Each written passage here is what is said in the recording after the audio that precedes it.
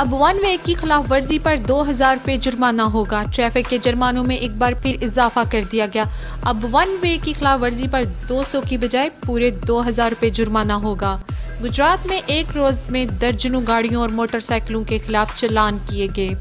सैकड़ों मोटरसाइकिलों गाड़ियों को वार्निंग देते हुए एजुकेट किया गया। ट्रैफिक कवानीन की खिलाफ वर्जी पर भारी जुर्माना आयद किया जा रहा है।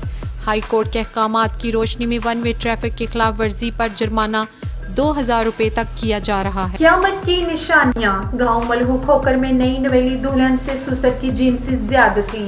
थाना दौलत नगर में मुकदमा दर्ज। नवाही मौजू मलहू खोकर में 18 साल शादीशुदा लड़की घर में अकेली थी कि उसके सुसर मनीर अहमद आ गया और अपनी बहू से जबरदस्ती जिनसी ज्यादती कर डाली। अगले रोज नशावर चीज पिलाकर दोबारा अपनी हवस का निशाना बनाया। पुलिस थाना दौलत नगर ने गुलाम हसन की रिपोर्ट पर इसके वालिद के खिलाफ मुकदमा दर्ज कर लिया। पुलिस ने मुलजिम की गिरफ्तारी के लिए छापे मारना शुरू कर दिए। सरकारी ऑफिसर की गिरफ्तारी के लिए सेशन अदालत के बेल्ट का छापा।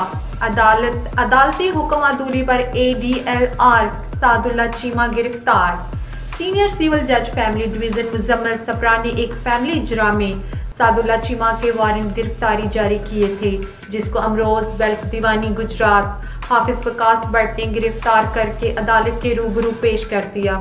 गिरफ्तार होने वाले सरकारी ऑफिसर ADLR सादुल्ला के हवाले से अदालत की तरफ से उनकी किस्मत का फैसला जल्द सुनाया जाने का इम्कान।